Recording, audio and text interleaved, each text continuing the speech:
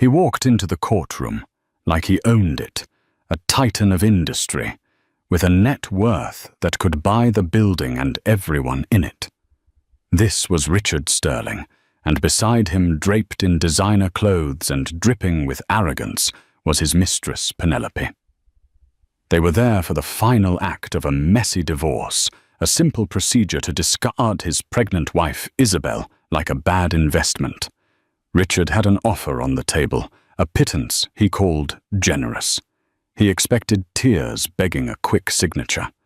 What he didn't expect was Isabel's lawyer, Evelyn Reed, uttering 7 simple words that would detonate his entire world. "Your Honor, we have a video." The Chamber of Family Courtroom 3B was a study in beige and forced solemnity. The polished wood of the judge's bench, the drab grey carpeting, and the fluorescent lights overhead all conspired to create an atmosphere devoid of warmth and hope.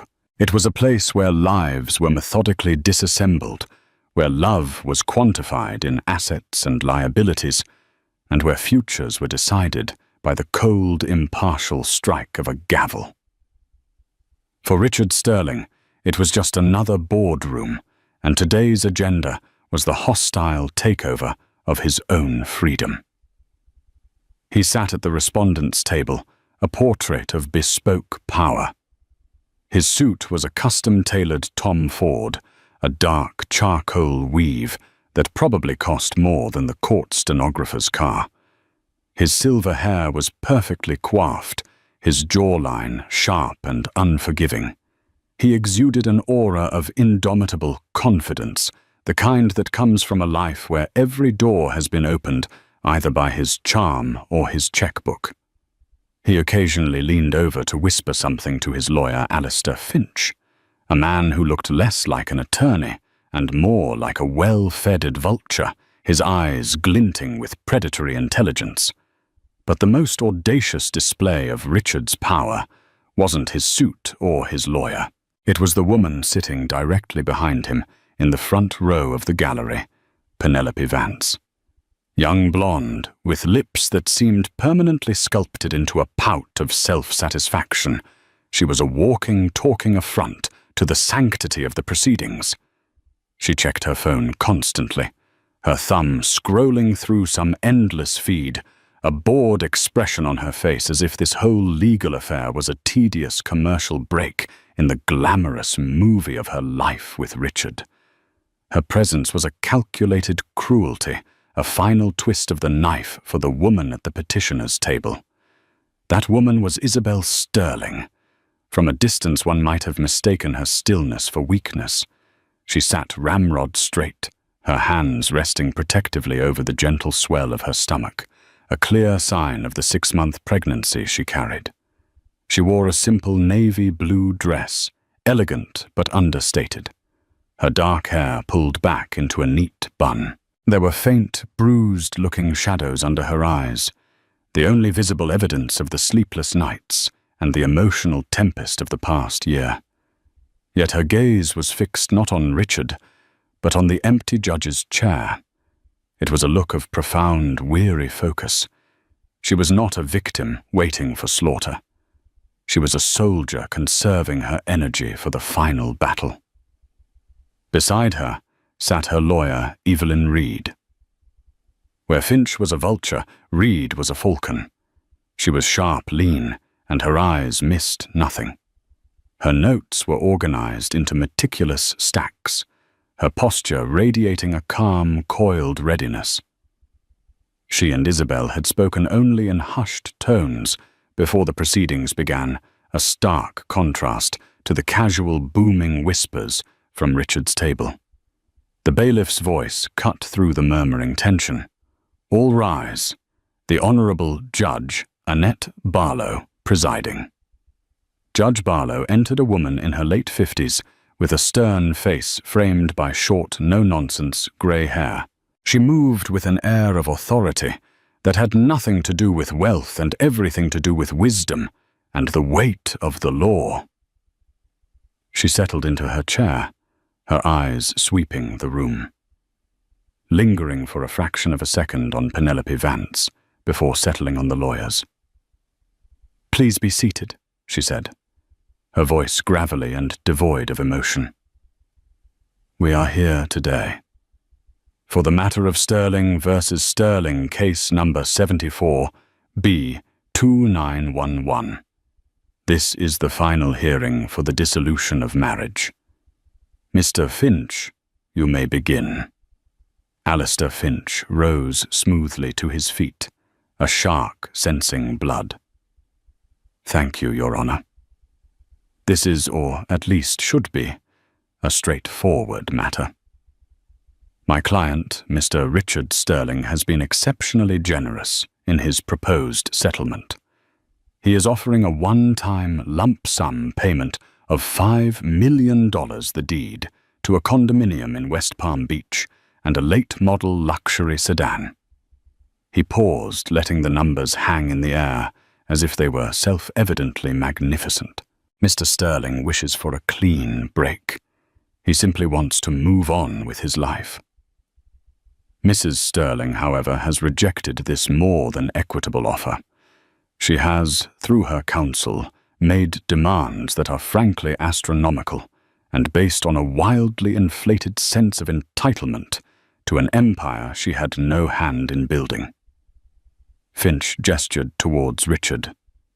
Mr. Sterling built Sterling Holdings from the ground up through his own grit, his own genius, and his own relentless hard work. Mrs. Sterling was a homemaker. While we respect that role, it does not make her a co-founder or an equity partner in a multi-billion-dollar corporation. He then turned his sharp gaze toward Isabel, his voice taking on a tone of condescending pity. Furthermore, Mrs. Sterling has recently introduced a new complication, a pregnancy. A pregnancy that began, I should note, after my client had already moved out of the marital home and filed for separation. While Mr. Sterling is a man of honor, he is not a fool. He contests the paternity of this child and sees this as a last-ditch, desperate, and frankly distasteful attempt to extract more money from him. The words hit the air with the force of a physical blow. Isabel flinched, a barely perceptible tremor running through her body. Her hand tightened over her belly. She didn't look at Richard. She couldn't. The humiliation was a hot poker pressing against her skin. He had not only cheated on her, flaunted his affair, and thrown her out of their life together, but he was now standing before a court of law and disowning their child. His child. Evelyn Reed stood up calmly. "Your Honor, Mr. Finch's characterization is not only offensive, but factually incorrect on multiple levels." Judge Barlow looked at Evelyn. "Ms. Reed, what is your client's position?" "Our position, Your Honor, is that Mr. Finch's offer is not generous. It is an insult. It represents less than 1/10 of 1% of Mr. Sterling's verifiable net worth, a net worth that was accumulated over the 12 years of their marriage.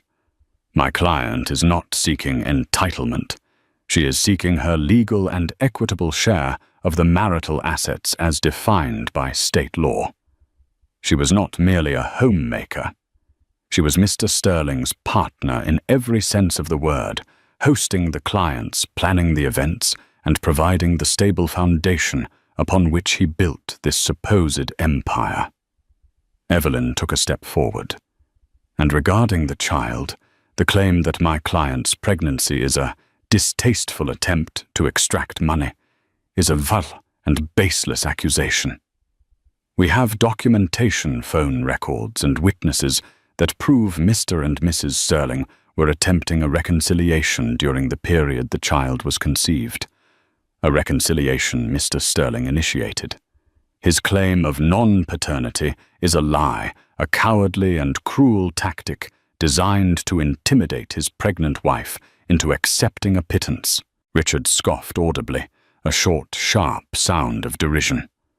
He shook his head and smirked at Finch, as if to say, "Can you believe the nerve, Penelope?" In the gallery mirrored his expression with a delicate, dismissive eye roll. Judge Barlow's eyes narrowed. "Mr. Sterling, you will remain silent unless addressed. Any further outbursts will place you in contempt." Richard's smirk vanished, replaced by a flicker of annoyance. He was not used to being told what to do. Ms. Reed, the judge, continued, "You claim your client is entitled to a larger share. What are you proposing? We are proposing a 50% division of all assets acquired during the marriage, as is standard. This includes stock in Sterling Holdings, real estate holdings, and all other investments. We are also petitioning for sole custody of the unborn child, significant child support commensurate with Mr. Sterling's income, and for him to cover all legal fees." Finch laughed a short, barking sound. "Objection, Your Honor. That's ludicrous. 50%. She wants to gut the company. This is proof of her avarice.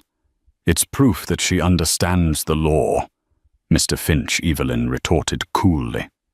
"Perhaps you should explain it to your client." The battle lines were drawn. On one side, Richard Sterling, a man who saw his wife and unborn child as liabilities to be minimized, a nuisance to be swatted away with a comparatively small check. On the other, Isabel Sterling, a woman fighting not just for money, but for her dignity, her contribution to be recognized, and for the legitimacy and future of her child. The air in the courtroom was no longer just beige and sterile. It was thick with the poison of betrayal and the cold, hard calculus of greed. Richard still believed he held all the cards. He had the money, the power, the high-priced lawyer. He looked at Isabel, a woman he once professed to love, and saw only an obstacle. He was about to find out, in the most public and catastrophic way imaginable, that the foundation of his entire life, his glittering empire of steel and glass, was built on something far more fragile than he could ever comprehend. To understand the depths of the deception, you had to go back 12 years to a time before Sterling Holdings was a titan before the penthouses and private jets. You had to go back to when Richard Sterling was just a man with hungry eyes and a cheap suit, and Isabel was Isabel Davies, the quiet, thoughtful daughter of a brilliant architect. They met at a charity gala. Richard wasn't a guest. He was working for the catering company. He was handsome, of course, with a disarming smile and a way of looking at a person as if they were the only one in the room. He'd overheard that Isabel's father, George Davies, was one of the city's most respected architects, known not for flashy skyscrapers, but for innovative, sustainable designs that were years ahead of their time. Richard saw an angle. He accidentally spilled a tray of canapes near her, leading to a charmingly clumsy apology. He made her laugh. He was different from the stuffy, privileged men she usually met. He had a raw ambition that she, in her quiet world of books and art, found fascinating. He spoke of building things, of creating a legacy, of changing the city's skyline. His dreams were as vast as his current resources were small. Isabel fell for him, and through her, Richard gained access to her father. George Davies was a kind, unassuming man in his late 60s, a genius who cared more for the integrity of his work than for profit. He saw the fire in Richard, and, prodded by his daughter's affection for the young man, took him under his wing. He didn't offer him a job. He offered him knowledge. Their weekends were spent in George's home study, a room filled with rolled-up blueprints, architectural models, and shelves groaning under the weight of books on urban planning and structural engineering. Richard was a rapt student. He absorbed everything. He learned about zoning laws, material sourcing, and contractor negotiations. More importantly, he learned George's unique philosophy building structures that worked with the environment, not against it. George had developed a proprietary model for sustainable urban development, a collection of principles and techniques he called the Helios system. It was his life's work, something he planned to publish one day, a gift to the world of architecture. He shared it all with Richard, the man he hoped would one day be his son-in-law. Richard and Isabel married a year later. George gave them his blessing and a modest but significant sum of money as a wedding gift. Richard used that money combined with the priceless knowledge he'd gleaned from George to make his first move. He bought a small, neglected property and, using one of George's innovative refurbishment plans, flipped it for a massive profit. That was the seed from which Sterling Holdings grew. Tragically, just 2 years into their marriage, George Davies passed away from a sudden heart attack. Isabel was devastated. In her grief, she clung to Richard, who was a pillar of strength. He handled the funeral arrangements, dealt with the estate, and tenderly helped her pack up her father's beloved study. "We'll keep everything safe, darling," he had promised, boxing up the blueprints, the notebooks, the models. "His legacy is safe with us." What Isabel didn't know was that Richard's safekeeping was a methodical act of intellectual theft. He wasn't preserving a legacy, he was plundering it. He spent nights in his own office poring over George's unpublished notes on the Helios system. He took George's revolutionary ideas, repackaged them, and branded them as his own Sterling method. His ascent was meteoric. He secured investors who were dazzled by his visionary approach to green building. He built towers that were not only luxurious, but also energy efficient, earning him accolades, government subsidies, and a reputation as a forward-thinking genius. The crown jewel was the Sterling Tower, a magnificent 80-story skyscraper that became an iconic part of the city's skyline. It was hailed as a marvel of modern, sustainable architecture. Every beam, every pane of glass, every watt of energy saved was a testament to the Sterling method. It was, in reality, a monument to George Davies, a monument for which Richard had stolen the credit. Isabel, meanwhile, played her part to perfection, unaware of the silent betrayal. She was the gracious, intelligent wife who charmed investors at dinner parties. She managed their sprawling homes, curated their art collections, and ran their charitable foundation. She created a perfect, serene world for Richard to come home to, a world that freed him to focus entirely on his work. When people praised his genius, she would smile with genuine pride, telling them he learned so much from my father. People found it sweet, a touching tribute. No one, least of all Isabel, understood it was the literal truth. The cracks began to show about 2 years ago.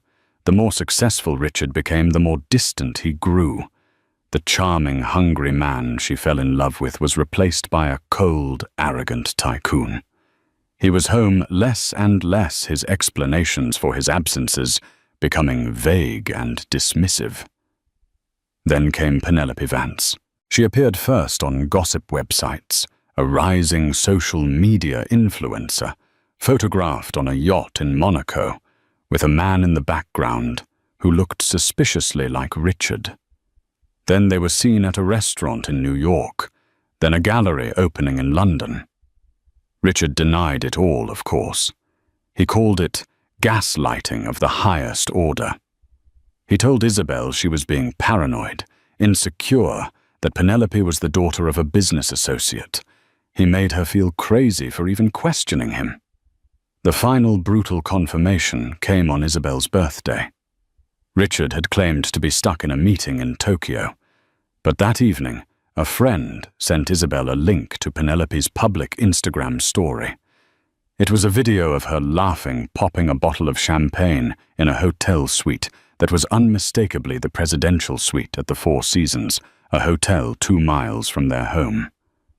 and in the reflection of the window behind her, clear as day, was Richard raising his own glass in a toast. The world fell out from under Isabel. The infidelity was a deep wound, but it was the years of lies, the calculated deception that truly broke her. She confronted him. He didn't even have the decency to look ashamed. He was simply annoyed at having been caught. "It's for the best, Isabel." He'd said, his voice cold and clinical. "We've grown apart. This marriage has run its course. It's time to be practical." He moved out the next day. The divorce papers arrived a week later. The initial offer was insulting. It was then that Isabel, heartbroken and adrift, began to think. She thought about her father. She thought about Richard's visionary ideas that always sounded so familiar. She remembered the boxes from her father's study that Richard had insisted on storing in his corporate warehouse, not their home attic. She hired Evelyn Reed, not a bulldog lawyer known for scorched earth tactics, but a clever, meticulous strategist. They started digging, but it was during a brief, ill-fated attempt at reconciliation, a single evening a few months later, an evening Richard initiated with honeyed words and false promises, that the final piece of the puzzle fell into place. It was that night their child was conceived. When Isabel told him she was pregnant, a few weeks later, hoping it might be the catalyst for genuine change, his demeanor turned to ice. He accused her of trying to trap him, denied the child was his, and instructed his lawyer to crush her. That was when Isabel knew she wasn't just in a divorce. She was in a war against a man who had stolen her father's life's work, and she was carrying the only true heir to that legacy in her womb. The fight was no longer just for her. It was for her father and her child. Back in the cold reality of courtroom 3B, Evelyn Reed stood with the unshakable calm of a chess master who sees the entire board. Alistair Finch had just finished a lengthy, pompous diatribe about how Isabel's 50% fantasy would require the liquidation of Sterling Holdings, destabilize the market, and put thousands of people out of work. He painted a picture of a bitter woman willing to burn down an empire out of spite. "Your Honor." Evelyn began, her voice cutting cleanly through Finch's bluster.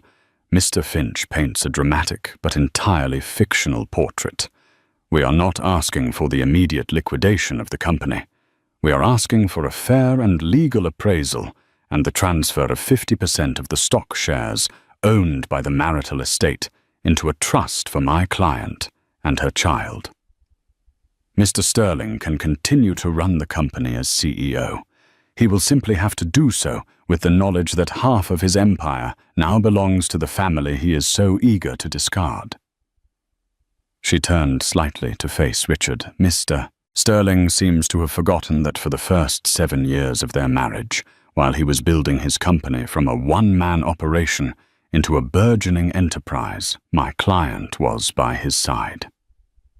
We have sworn affidavits from early investors who recall meeting Isabel at dinners she hosted in their small apartment, where she would eloquently speak about her father's architectural principles, the very principles that became the bedrock of the Sterling method. She wasn't just a homemaker. She was an unpaid, uncredited brand ambassador and strategist from day one. Evelyn walked back to her table and picked up a file. "We have calendars from those years, Your Honor. They show Mrs. Sterling's schedule packed with meetings. She arranged events she planned and trips she took on behalf of the company, while Mr. Sterling was closing deals. She entertained the wives of foreign investors, smoothed over ruffled feathers with city planners, and selected the art for every corporate lobby, all to cultivate the image of sophistication and taste that Sterling Holdings uses to market its luxury properties." Finch waved a dismissive hand.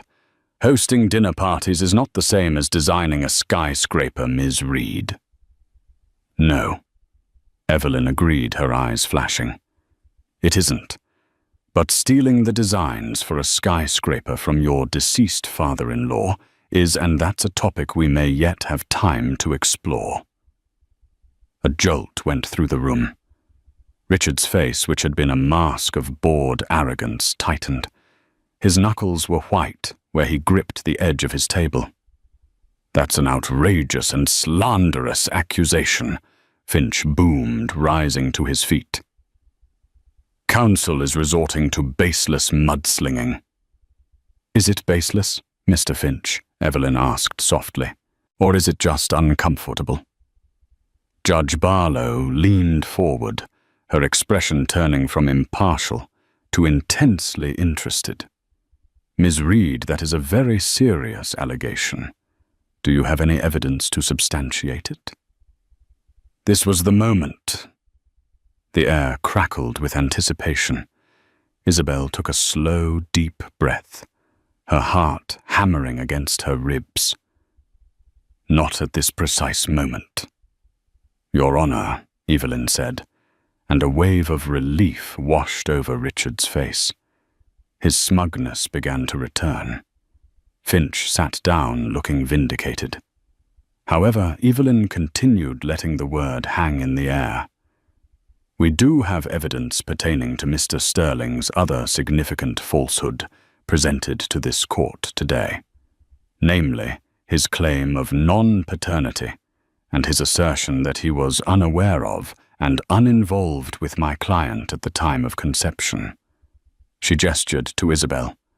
"My client will testify that Mr. Sterling pursued a reconciliation. But testimony can be a matter of," he said, she said.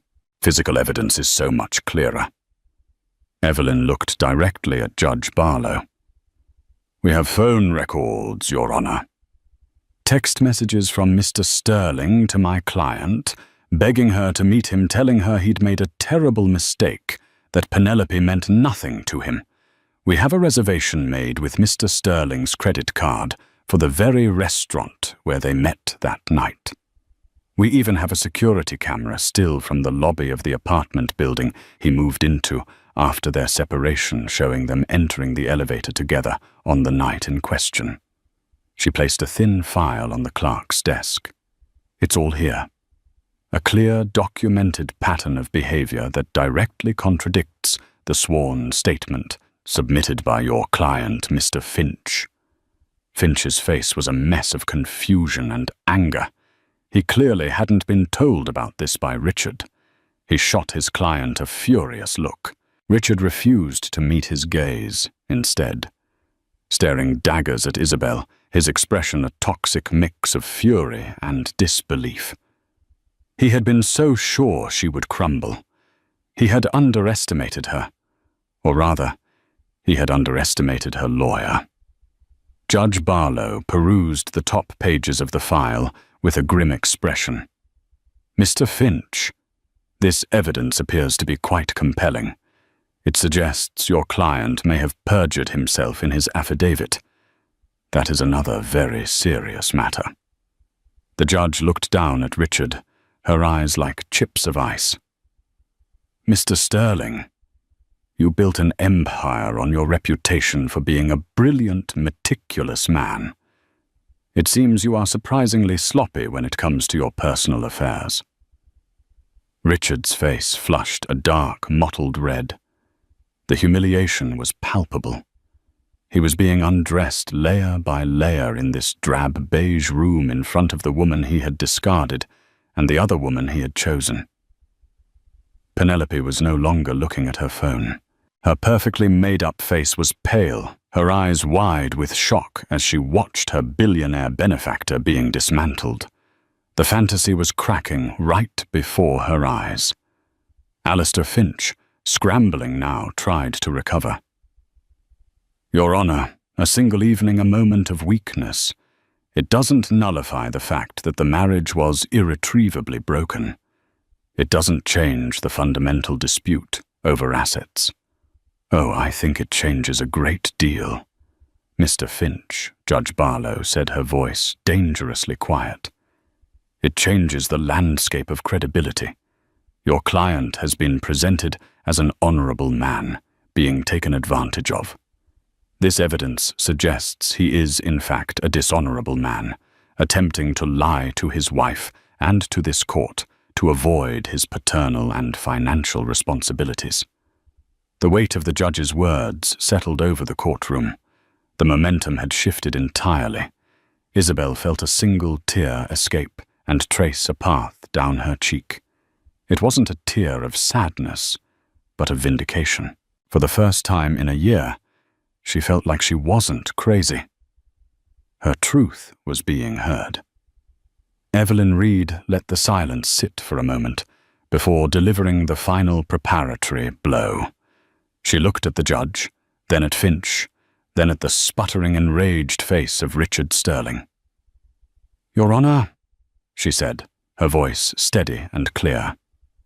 "The text messages and security footage prove Mr. Sterling lied about the circumstances of my client's pregnancy. But we believe it's important for the court to understand the full context of his character, his motivations, and the true nature of the empire he claims is his alone." She paused, taking a small USB drive from her briefcase. To that end, Evelyn said, her eyes locking with Richard's, a look of grim finality on her face. "We have one final piece of evidence to present. Your Honor, we have a video." The word video hung in the courtroom like the toll of a funeral bell. It was an unexpected modern intrusion into the staid, paper-filled world of legal proceedings, and it promised a revelation that documents and testimony could not convey. Richard Sterling froze. The angry red flush drained from his face, leaving behind a waxy pale sheen. Every ounce of his bravado, every shred of his carefully constructed dominance evaporated in an instant. He knew in that gut-sinking, blood-turning-to-ice moment that he was in deep, catastrophic trouble. He just didn't know which of his many transgressions had been caught on film. Alistair Finch, recovering from his own shock, leaped to his feet. "Objection. Your Honor, this is outrageous. A trial by ambush. We have no knowledge of this so-called video. What is its provenance? How was it obtained?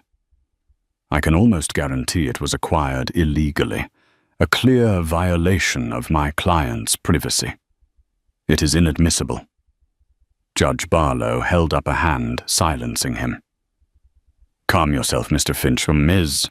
Reed, you will answer your colleague's questions. What is this video, and how did you come by it?" "Evelyn." Reed's expression was unreadable. "The video, Your Honor, was filmed approximately 3 months ago. It was filmed by Ms. Penelope Vance." A collective gasp rippled through the gallery. All eyes snapped to Penelope, who looked as if she'd been struck by lightning. Her face was a canvas of pure panic. She shook her head, her eyes wide, and mouthed the word "no," silently, looking pleadingly at Richard. But Richard wasn't looking at her. He was staring at Evelyn Reed with an expression of pure, unadulterated hatred. He now knew exactly which video it was. It was filmed on Mr. Sterling's yacht during a party. Evelyn continued, her voice clinical. Ms. Vance, being a social media influencer, was recording content for her followers. She posted this particular video to a feature on her social media platform known as a close friends story, which she presumably believed was private. However, one of those close friends, who is also an acquaintance of my client, and was deeply disturbed by what they saw, used screen recording software to capture the video and sent it to my client anonymously. As it was posted on a platform, even to a limited audience, there is no reasonable expectation of privacy. It is perfectly admissible. Finch was sputtering. A close friend's story. This is preposterous. We can't allow social media gossip to be entered as evidence in a court of law. The nature of the evidence, not its medium, is what matters. Mr. Finch. Judge Barlow stated, her patience clearly worn thin. "I'm allowing it. Ms. Reed, please proceed." Her eyes bore into Finch. "And I suggest you sit down before I have you removed." Finch sank into his chair, defeated. The court clerk dimmed the lights, and a large monitor that had been dormant against the wall flickered to life. The screen filled with the giddy, unsteady view of a high-end smartphone camera. The sound of clinking glasses, loud electronic music, and vapid laughter filled the courtroom. The image showed the deck of an opulent yacht at sunset, the sky ablaze of orange and purple. Young, beautiful people in expensive resort wear were scattered around, drinking champagne. Then the camera spun around. Penelope Vance filled the frame, her face glowing. She giggled into the lens. "Hey, my loves, living the dream, with my man Ricky." She blew a kiss. The camera then panned to find Richard. He was lounging on a white leather banquette, a half-empty bottle of what looked like very expensive scotch on the table beside him. He was visibly drunk. His tie loosened his eyes glassy. He held a cigar in one hand and a tumbler in the other. He looked sloppy, unguarded, and deeply arrogant. Ricky baby Penelope cooed from off-screen, the phone now trained solely on him. "Tell my friends how you did it. How did you become such a king?" "They all think you just got lucky." Richard took a long swallow of scotch and let out a guttural laugh. The sound, amplified by the courtroom speakers, was ugly and jarring. "Lucky," he slurred, pointing a finger at the camera. "Luck is for losers. Luck is for the little people." He took a puff of his cigar smoke, curling around his head like a foul halo. "You want to know the secret? You got to be smarter than everyone else, and you got to know who to leverage." He leaned closer to the camera, a conspiratorial, malicious grin spreading across his face. "Take my wife, my ex-wife," he sneered, and in the courtroom, Isabel closed her eyes, her whole body tanging. Sweet, stupid Isabel. Her old man. George. He was the real deal. A genius, a bloody poet with concrete and steel, but he was a terrible businessman. No killer instinct. Had all these ideas, this Helios system, revolutionary stuff. Gonna save the planet, blah, blah, blah. He was gonna publish it, give it away for free. Richard laughed again, a wheezing, scornful sound. "Can you believe it? Give away $1 billion idea." So when he kicked the bucket and little Izzy was crying on my shoulder, I was a very supportive husband. I packed up his whole office, all his little notes, all his little drawings, and I didn't give him to a museum. I gave him to me. The camera wobbled slightly. Penelope's voice, now a little hesitant, could be heard. I mean the Sterling method." Richard boomed his voice thick with drunken pride. "Is the Helios system. I mean the Sterling Tower. The jewel of my goddamn crown was practically designed by a dead man. I built my empire on old man Davies's genius. And she has no idea." He tapped the side of his head. "That's not luck. That's a hostile takeover of a legacy. And now she wants half of what I stole from her own father. The irony is so rich I could bottle it and sell it." The courtroom was utterly profoundly silent. The only sound was Richard's drunken voice echoing from the speakers.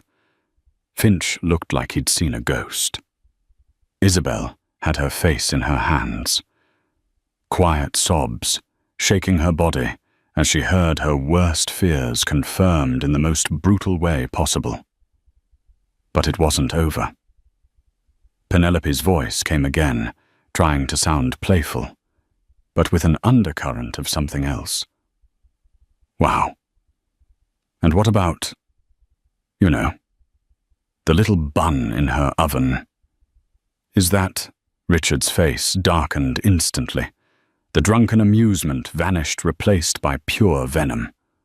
Oh, I know all about the little parasite. He spat the words slurring together. She thinks it's her golden ticket. A pathetic little trap. I told her I wanted to reconcile. Fed her a line of crap, got what I wanted. And now she thinks she's got me. It proves nothing. I'll deny it to my dying day. Let her have a baby. It'll be just as clueless as its mother. The video ended. The monitor went black, plunging the courtroom back into its dim, fluorescent reality. But everything had changed. The silence that followed was heavier and more absolute than any sound.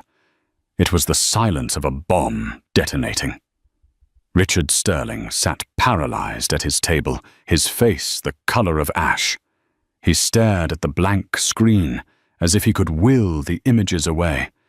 He had been exposed not just as a faithless husband or a liar, but as a thief, a ghoul who had feasted on the legacy of a dead man and the grief of his own wife. He had confessed his entire fraud, his entire cynical, rotten philosophy, to his mistress's camera phone. Slowly, Judge Annette Barlow turned her head. She didn't look at the lawyers. She didn't look at Isabel. She looked directly at Richard Sterling.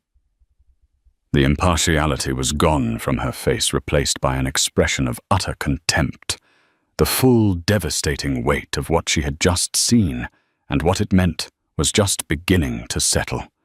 The unraveling was complete. Now came the judgment. For a long moment after the video ended, the only movement in the courtroom was the slow, deliberate way Judge Annette Barlow removed her spectacles and cleaned them with a small cloth. It was a simple, methodical action, but it was filled with a terrifying gravitas. The silence stretched, becoming unbearable, a vacuum where Richard Sterling's life and reputation used to be. Then the judge placed her glasses back on her nose, and her gaze, now as sharp and unforgiving as cut glass, fell upon Richard. When she finally spoke, her voice was low, controlled, and laced with a cold fury that was far more frightening than any shout. "Mr. Sterling," she began, the words dropping like stones into the dead air. "In my 17 years on this bench, I have seen a great deal of human folly. I have seen greed. I have seen spite. I have seen cruelty. But I don't think I have ever, in all that time, witnessed such a comprehensive and gleeful confession of moral, ethical, and potentially criminal bankruptcy." Alistair Finch, pale and sweating, finally found his voice, though it was thin and reedy. "Your Honor, my client was..." He was clearly intoxicated. It was drunken, rambling puffery. It holds no legal weight. Judge Barlow didn't even glance at him. Her eyes remained locked on Richard. Intoxicated. Oh, I'm sure he was Mr. Finch. But there is a legal principle in vino veritas, in wine. There is truth. A man's drunken words are often his most honest ones. And what we have just heard is not merely puffery. It is a confession to a staggering act of fraud. It is an admission of building a multi-billion-dollar enterprise on the foundation of intellectual property theft. It is a detailed account of the emotional manipulation of his wife, and it is a chillingly cruel dismissal of his own unborn child. She leaned forward. "You came into this courtroom today, Mr. Sterling, demanding a clean break. You presented yourself as the victim of a greedy wife. You offered her what you considered a generous pittance to walk away from a 12-year marriage. A marriage, it now seems, that was the primary vehicle for the greatest heist of your career." Her voice rose slightly, gaining a razor's edge. You didn't just break your marital vows. You desecrated the memory of a good man, George Davies. You preyed on your wife's grief. You stole her father's legacy, the very core of his life's work, and you branded it with your own name. And then, with an arrogance that is frankly breathtaking, you came here and tried to use your stolen fortune as a weapon to leave her and his grandchild with nothing. Richard finally broke. "It's not true," he croaked, his voice cracking. "She's twisting everything. That video, it's taken out of context." Out of context, Judge Barlow shot back, her voice now thundering in the confines of the room. How could a direct confession of fraud possibly be taken out of context? You didn't just say you were inspired by him. You said, and I believe I'm quoting correctly, "I built my empire on old man Davies's genius." You called it a hostile takeover of a legacy. Please enlighten me, Mr. Sterling. What is the context that makes those words acceptable? Richard had no answer. He could only stare, his mouth opening and closing silently, like a fish gasping for air. The judge turned her attention to the legal matters at hand, her tone becoming brisk and decisive. This video changes everything. This is no longer a simple divorce settlement. The revelation of potential fraud radically alters the valuation of Sterling Holdings and the nature of the marital assets. She looked at Evelyn Reed. "Miss Reed, I suggest you file a motion to amend your petition. We are now looking at a case of fraudulent conveyance of marital opportunity. The intellectual property of George Davies, which should have passed into his estate and partially to his daughter upon his death, was instead misappropriated by Mr. Sterling during the marriage. Therefore, one could argue that 100% of the profits derived from that stolen intellectual property are marital assets." Alistair Finch looked horrified. This went far beyond a 50-50 split. This was a legal theory that could strip Richard of everything. Furthermore, the judge continued, "I am freezing all of Mr. Sterling's personal and corporate assets, effective immediately. All of them.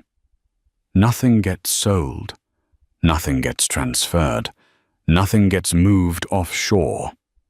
A full forensic accounting of Sterling Holdings is hereby ordered, with a special focus on the development and implementation of the so-called Sterling method since its inception." Richard made a choking sound. "You can't do that. You'll destroy the company." "You destroyed the company, Mr. Sterling, when you built it on a lie," the judge retorted. "And I am not just a family court judge. I am an officer of the court, and I have a duty. I am referring this matter, the entire transcript of this hearing, along with a copy of that video, to the district attorney's office for investigation into criminal fraud. I am also referring it to the state's Architectural Licensing Board and the Federal Patent and Trademark Office. The walls were not just closing in on Richard, they were crushing him. He was losing his wife, his company, his freedom and his reputation, all in the space of 10 minutes. Judge Barlow wasn't finished. She looked toward the gallery, where Penelope Vance was trying to shrink into her seat, her face ashen. "And as for you, Miss Vance," the judge said, her voice dripping with disdain, "you were not just a witness, you were a participant. You may find that the district attorney is very interested in talking to you as well. I'd advise you to retain counsel immediately." Penelope let out a small, terrified squeak and shot out of her seat. She scrambled for the exit, stumbling in her high heels, pushing past the door and fleeing into the hallway as if the hounds of hell were at her heels. The dream was over. She was no longer the glamorous mistress of a billionaire. She was a material witness in a massive fraud case. Finally, Judge Barlow turned her gaze to Isabel. Her expression softened for the first time, a flicker of empathy entering her stern eyes. "Mrs. Sterling," she said gently, "I am vacating the current settlement offer. I am granting your request for temporary, sole, legal, and physical custody of your unborn child. I am ordering Mr. Sterling to undergo a paternity test immediately, though I believe we all know what the result will be. I am also granting a temporary alimony payment of $250,000 per month, effective immediately to be paid from whatever personal accounts we can unfreeze for living expenses to ensure your and your child's well-being during these proceedings. You will also have exclusive use of the marital home. Your husband will be ordered to stay at least 500 yards away from you at all times." She took a breath. "This has been a terrible ordeal, but it appears your father's legacy is in good hands after all. With you and with his grandchild." Isabel looked up, tears streaming down her face, and managed a small, watery nod of gratitude. The judge banged her gavel, the sound cracking through the stunned courtroom like a rifle shot. "This hearing is adjourned. Mr. Sterling, you will not leave the courthouse. The bailiffs will escort you to a holding room, where you will await contact from the district attorney's office." As two uniformed bailiffs approached the respondent's table, Richard Sterling finally seemed to understand. He looked across the room at Isabel, at the woman he had underestimated, betrayed, and tried to discard. He saw not a weak, emotional woman, but the architect of his complete and utter ruin. In her quiet dignity, he saw the strength of the man he had robbed. He had taken her father's genius, but he had never understood his integrity. And in the end, that was the one thing he couldn't steal, and the one thing that had brought him down. The titan of industry had been reduced to a common thief. His reckoning had arrived. The sharp crack of Judge Barlow's gavel echoed, and then a new kind of silence fell, the quiet hum of a system kicking into gear. This was the sound of consequences. For a few seconds, Richard Sterling remained frozen in his chair, his mind refusing to process the cataclysmic shift that had just occurred. The bailiffs, two large men with impassive faces, moved with practiced efficiency. One stood behind his chair, while the other addressed him in a low, firm voice. "Mr. Sterling, you need to come with us, sir." That single word, "sir," spoken without a shred of deference, seemed to finally break Richard's paralysis. He jerked, as if shocked. "Get your hands off me," he snarled, though no one had yet touched him. His eyes darted wildly, first to his lawyer, then to the judge's empty chair, and finally across the room to Isabel. The hatred in his gaze was so potent it felt like a physical force. "Finch, do something!" He hissed, his voice a ragged whisper.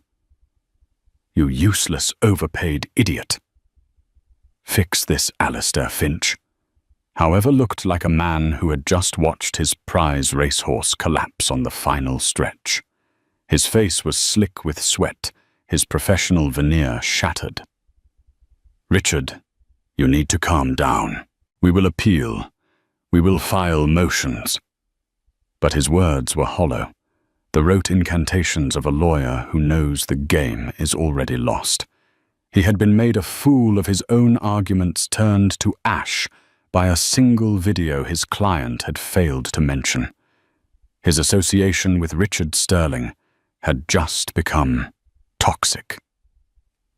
The first bailiff placed a firm hand on Richard's shoulder. "Sir, let's go.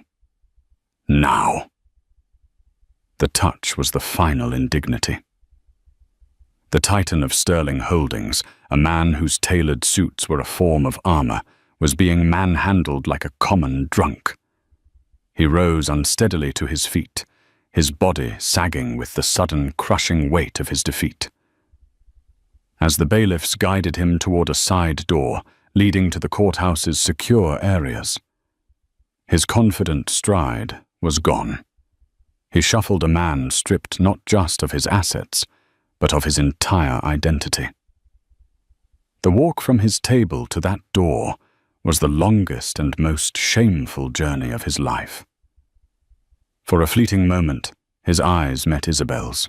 In them, she saw no remorse, only the bitter, impotent rage of a king who had been toppled from his throne.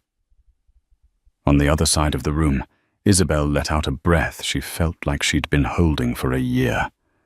The tension drained from her shoulders, and she sagged back into her seat, her body trembling with the release of adrenaline and stress.